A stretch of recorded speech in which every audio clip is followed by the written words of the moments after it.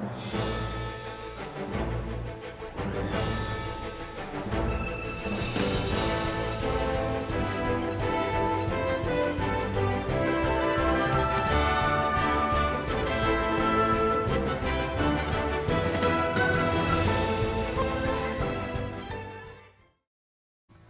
going on, guys? Welcome to another Final Fantasy Reactions video, and we've got one unit only to review, which is C King Nichol, or King C of C's Nichol. So you got his stmr, which has no offensive stats on it typically, but he liked to have it because he has damage. He has a damage ability in chain on his race shift form, very similar to Silka. So yeah. So anyways, his stmr is pretty good, but really you would only be using it for the killers at this point, for anyone else besides him. So he has AoE water imbue plus 3% damage amp for water for both physical and magical. He has, in his base form, he has perfect dispel and perfect asuna plus the 300% stat buff, 200% low burst damage AoE. The perfect dispel and perfect asuna is a little more interesting, but hey, I think this is actually pretty interesting. He has a preemptive of 200% stat buff. When I say stat buff at this point, I mean all the attack, magic, defense, spirit buff. He has that plus 100% lone burst damage, plus 100% fire resistance, plus 7 evocage. So it's not too bad. You can literally just go into the Omega trial and not need preemptive cover with him now, I guess. It's something. And if you want to do dark visions, he gets 200% stat buff for everybody on the first turn. So depending on if you're using magic team or you're using a physical team, he'll 200% stat buff you, so you don't have to bring a buffer, I guess. Well, you are, but I mean not like any other buffers. Just bring this, and you might need one on the first turn maybe. He also has access to flood and CW chaining if you enhance his magic. In his brave shift form, he has the spirit evoke chaining, similar to one other unit that I mentioned, Silka there, which is Folga and Citra. I keep saying, I almost said tag unit. They're not tagged. They're the old unit that you may have a lot of. And they also have base bolting strike chaining and beast and aquatic physical magical killer, 100% for all allies. He has 40% damage amp for water on his limit burst, plus 250% limit burst damage buff, plus 300% stab buff. I just wanted to add that there just so you guys are like, oh, is that all it does?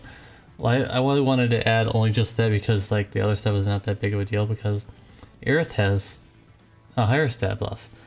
Just that hers comes with a light imbue mandatory activation, unfortunately. So yeah. So 100 times mod, and you can only use it once, so it's like it's one of those things, or it can only be used once, and then it goes away again. You have to unlock it again. Ooh. And it's not even like it's that amazing or anything. It's flood chaining. This 100 times mod is flood chaining, so yeah, not the most consistent thing in the world. He needs a constant flow of evocage to be effective, because 3 of his abilities on his brave shift form cost evocage, some more than others. And also he has 100% magic TDH. So this guy has very few moves. It sure is it kind of extended because you can enhance some of his magic.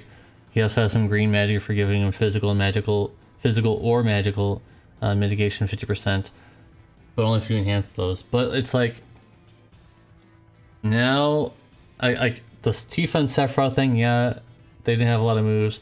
But it's like, oh, you know, maybe they were just, you know, wanting to get those out, whatever, and, you know, really quickly and stuff like that. But now it's starting to become really concerning to me. This is after the Final Fantasy VII craze. They had time to make this guy.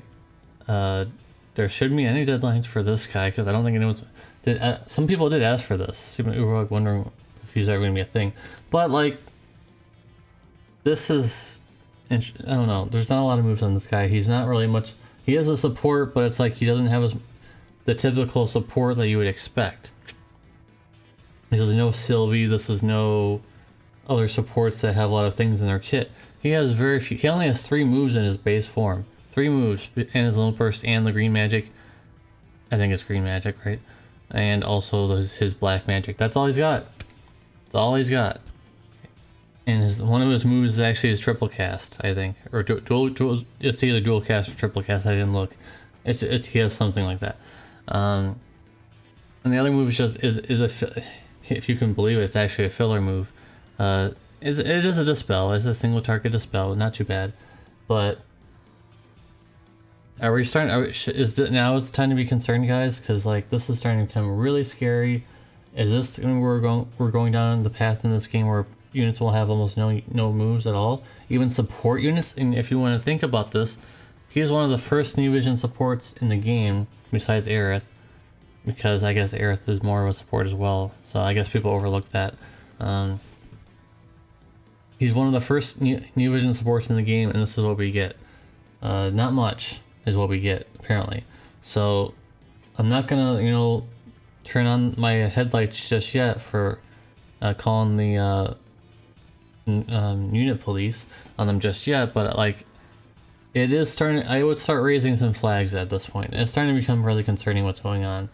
Did they have like no more programmers left, or did they remove almost all their team? Because this feels like this is only like one guy working on this now. It feels like one guy is in the office and he has all the lights are turned off and he just has a little lamp and he's like, so stuff like that. I don't know. It's very concerning, guys. So let me know in the comments down below what you guys think. Is this very concerning to you? Are you concerned about this unit? Because there was a lot of hype. There was not a huge amount of hype, but there were some people that said that, oh, I was looking forward to this, and now we get this guy who has a high modifier chain, but it reminds me of like the 7-star era where you had to like work towards it. But like at this point, 100 times mod chain is not that special. It's still pretty high, but it's not really like, oh my god, if I use it every turn, it's overpowered. No. The fact that you can only use it once, the fact that he only has 100% magic TDH, he has a zone effect, which I don't know as of this video, of course. After the video, and then a few hours after this video, it'll probably already be known. So yeah, I'm gonna be giving him 7.5 out of 10. He's basically water Aerith with less, like 100% less buffs, but he has other things that he can do that Aerith can't do. So it's kind of like a trade-off. Basically, you're trading off 100% more stats to not be water imbued immediately upon the first, and also he has the perfect dispel and stuff like that as well, so it's interesting. There are also some more buffs coming in, which I don't know yet because the game's still down, and also the wiki guy didn't want to do it. So there's EX2 or EX3 buff. There's EX something buffs for old units like Cloud, like Emperor, like Dark Knight Lunith, or Dark Knight Leon. I think it was one of those. So there are some stuff coming in, so maybe I'll review those when I can. But anyways, guys, thank you guys for watching. If you watch all the way to the very end, make sure you type in #worried. #worried will be the keyword. Ow, I just hit my foot. And I'm out of here, so thank you guys for watching. Make sure you leave a like on the video, and I'll see you guys in the next one. Peace.